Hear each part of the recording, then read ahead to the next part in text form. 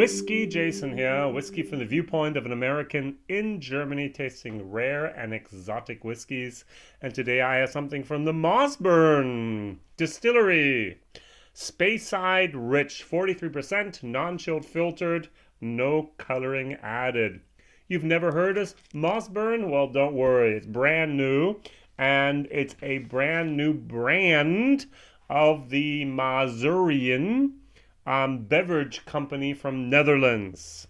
Now they actually have a vintage cask range with 6 different bottlings, each between 9 and 10 years old, from Linkwood and Itkever and Blair Atoll and Tinachin and Craigellech and Ardmore. And this is from their Signature Cask range, where they have the Rich, which is Speyside, and they have their Smoke and Spice, which is from Islay. And they're brand new on the market, and this is a bottling of some independent distillery that we don't know about, or maybe even a blend. 34 euros and 90 cents over here, so about $40.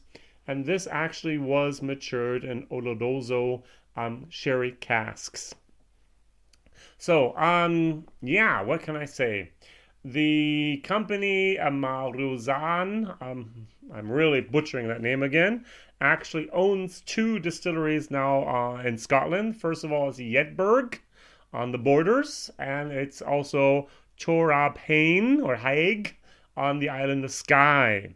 They also own a distillery in Japan, which is the Azaki distillery, and now they're actually going to take this Mossburn brand and in the years to come really push this. I was talking with the brand, let's call him the ambassador. His company is actually the exclusive importer for Germany for this brand. And he said, I love working with companies that have deep pockets, that aren't worried about making a quick buck at the beginning, but rather on getting out a very, very good product. What I did in my German video is I actually compared this to something that's similarly priced over here, the Glenlivet 12-year-old, and it's much better.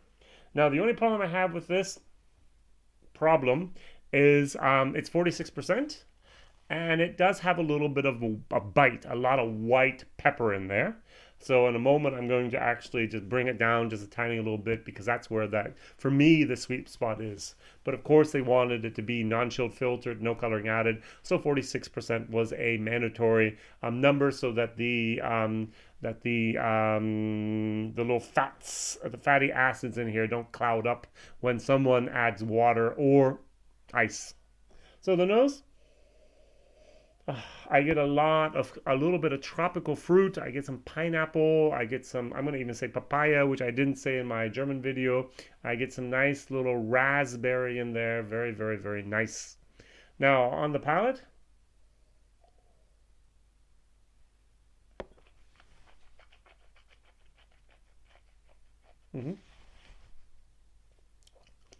it's for 46% fairly hot.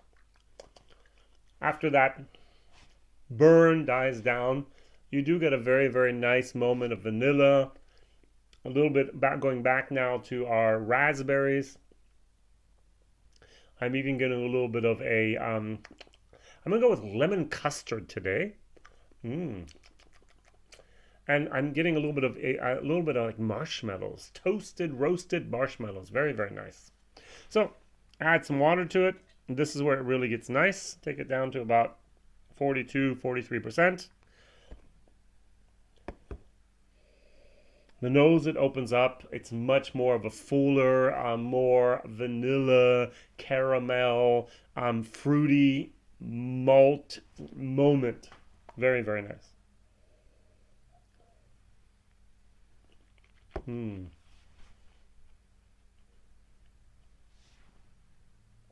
It really amazes me how much of that burn we can actually get rid of by just putting it down, taking down the ABV just a little bit. This is really, really nice. What I did in my German video is I said this is actually a C+, but I'm going to treat it as if I had watered it down. I keep it watered down, and that is actually a B-. So a Mossburn Speyside rich, and it really is rich. I must admit, it's really, really nice. 46%. a little bit of water, take it down to about 42, 43%. It turns into a B minus. Value for money, as I said, about 35 euros over here, about $40 in the States is what that will amount to. This is actually a C plus. This is something I'd like to recommend if you can get your hands on it. It's actually a nice change. Let's just say that. If you like Speyside, you like the sherry influence, you like the nice vanilla notes, this is really something for you. If it's not for you, if you're more, let's say this is, if we go to Scotch Test Dummies, this of course would be something Scott would usually love. If you're more of a bard type of guy, you want to have your Islay, go to the Smoke and Spice, and you're going to get that as well. They use these ex-Islay casks, and they are really, really, that prevalent nose, that prevalent moment of smoke and peat is really there, which I personally do not prefer, therefore I'm not testing it today.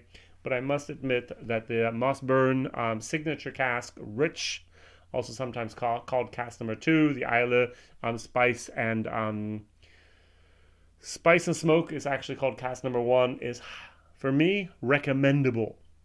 Yeah, not highly recommendable, but recommendable is a true, honest comment.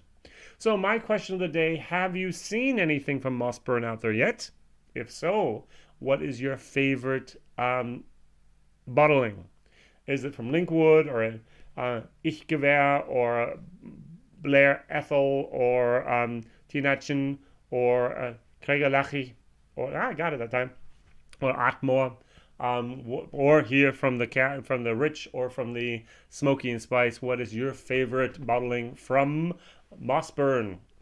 Thank you very much for watching. WhiskyJason here. Whiskey from the viewpoint of an American in Germany, tasting rare, and exotic whiskeys. I hope that one day this will actually make it across the big pond, all the way to the States, maybe even back up to England and so on.